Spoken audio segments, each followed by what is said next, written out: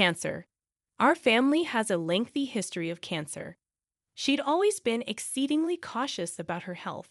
Nonetheless, tragically, she succumbed to breast cancer.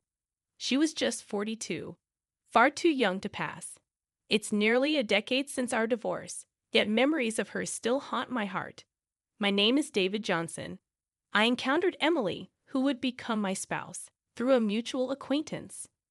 She was an aspiring surgeon, and I had recently become a physical therapist. When I was in elementary school, my beloved grandmother succumbed to cancer.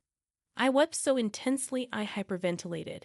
Since then, I vowed to become a doctor to spare others the anguish of losing a loved one to illness. Her words resonated with determination and purpose. I fell in love with her for that. Her unwavering gaze, perhaps due to our shared medical backgrounds, fostered a strong bond between us, leading to dating and eventual marriage a year later. However, our relationship gradually drifted apart. She began crying alone more frequently. When I inquired about her well-being, she would dismiss it with a laugh, insisting, "Don't worry, I'm fine." She always had a tendency to conceal important matters and keep them to herself. Later, through medical connections, I heard rumors about Emily. Supposedly, she faced constant discriminatory remarks at work, such as "because you're a woman" or "for a woman." This made it challenging for her to earn trust and caused her to miss out on opportunities, lagging behind her male counterparts. I was livid that someone as diligent as her faced discrimination solely based on her gender.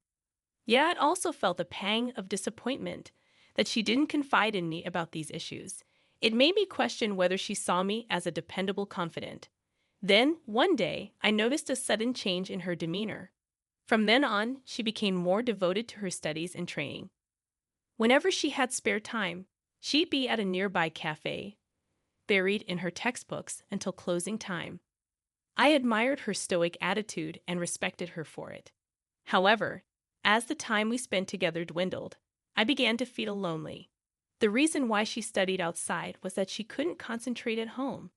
I understood her reasoning, yet it made me feel somewhat like a nuisance, which annoyed me a bit. Gradually, our feelings for each other became misaligned, and eventually, I suggested maybe it's better if we go our separate ways. She solemnly agreed with that. Finally, we divorced. However, over these 10 years, Emily and I weren't completely out of touch. Since our workplaces were close, we occasionally ran into each other downtown or in our neighborhood. "How's work going lately?" "Well, not bad. I've slowly started to perform surgeries myself." "Wow, that's impressive." Since our divorce was amicable, we would stop and chat whenever we met. Yet, about 3 years after our divorce, I transferred to a different hospital. I made sure to inform her about it over the phone. "Good luck. I'll be doing my best too. Hopefully, we'll both be successful in the future." "You'll definitely make it. See you." With that, I ended the call. Later, while working at the new hospital, I met a woman named Karen. She was my patient, and we fell in love and eventually got remarried. This time, I'm determined to make it work. I thought I started a new chapter in my life. I wondered whether I should tell Emily about that. We were even strangers, so I was under no obligation.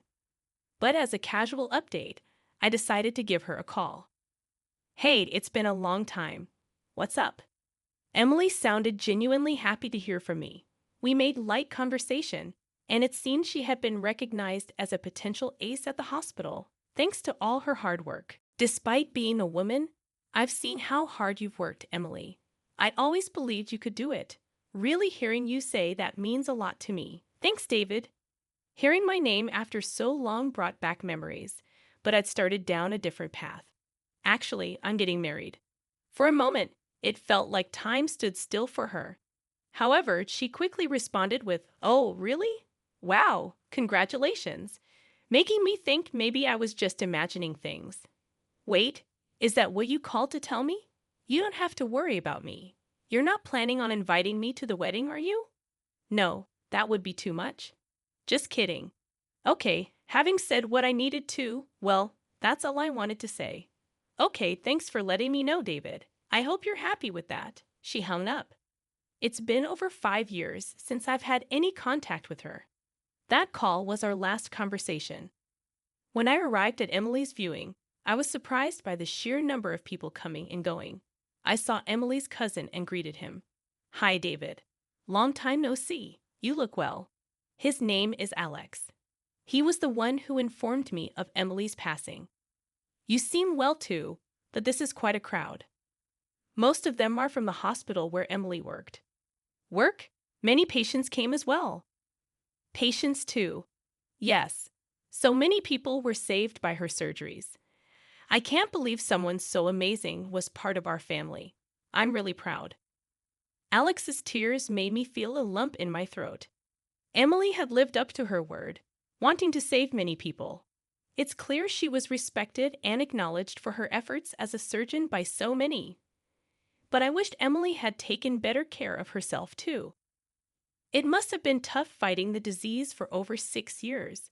I turned to Alex in surprise. 6 years? The last time I spoke to Emily was 5 years ago. That means she was already battling breast cancer then. Why didn't she tell me? I felt a rush of anger towards her, but I caught myself quickly. At that time, I called to tell her about my upcoming marriage. Perhaps she thought that telling her ex-husband about her cancer would only burden me as I was starting a new chapter.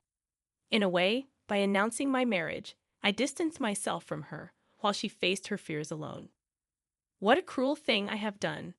As I offered a flower at her altar, I apologized, regretting my actions. That day, "I'm sorry, Emily, for not realizing sooner." I gave a slight nod to her parents, who were still in tears, struggling to come to terms with their loss. Emily was a great person who saved many lives, but to them, she was their irreplaceable daughter. They must have never wanted to witness her passing. The thought made my heart ache. That's when it happened. "David, do you have a moment right now?" Alex tapped me on the shoulder. "Yes, sure. What's up?" "Actually, there's someone who wants to meet you. Could you come with me?" "Someone wants to meet me. Who is it?" He gestured towards a man. "The gentleman right there. He's Emily's current husband." Hearing that, I was taken aback. Her husband faced me and greeted politely, saying, "Pleased to meet you. I'm Raymond." He seemed significantly older. From our conversation, I learned he was the deputy director at the hospital where Emily worked. So she had remarried a highly experienced doctor. However, as her ex-husband, meeting Raymond in that context felt oddly uncomfortable. "I'm sorry to take your time. Actually, I have something important I'd like to discuss with you." Raymond and Emily had been planning to open their own hospital. I remember her once saying, "I'd love to build a hospital someday, though I know it's a long shot." I never imagined they were close to making that dream a reality. Her determination never ceased to amaze me. We married 2 years ago. Despite her battle with cancer, she continued to perform surgeries, facing each patient with dedication. I was drawn to her relentless spirit. I knew her prognosis wasn't good, but I wanted to marry her, hoping for the best. Even as a doctor, we wanted to open our hospital together. Raymond wiped away his tears with a handkerchief. He expressed regret that they were so close to realizing their dream, yet it remained unfulfilled. Though Emily has passed, I want to carry on her will, open the hospital, and continue helping many patients, just as she did. His gaze was as steadfast as Emily's had been. Now, to the matter at hand. We had planned to include a facility to support disabled individuals within the hospital. Support for the disabled too. So, you'll eventually need physical therapists. Exactly. And about the physical therapist position, I was hoping you would consider joining us. Me? I was utterly surprised by the unexpected offer. But he mentioned that Emily had recommended me for the role when they first discussed opening the hospital. Why would Emily recommend me? He smiled. "She always spoke highly of you, praising your ability to empathize with patients and motivate them with your words. She even said that one of the reasons she persevered as a surgeon was due to your encouragement. I must admit, her smile when she spoke of you even made me a bit jealous. She said that about me. Then something even more surprising came up. It's possible that she still had feelings for you. What? She never mentioned anything like that in front of me, but there were moments when she seemed to be lost in thought, as if she was conversing with memories deep within her. I believe those were moments with you. Raymond's words made me recall my last conversation with her. Indeed, there was an awkward pause when I informed her of my marriage. To think she still had feelings for me was a shock. I never stopped caring about Emily either. Even when I proposed our divorce, I still loved her. But that love was precisely why we had to part ways.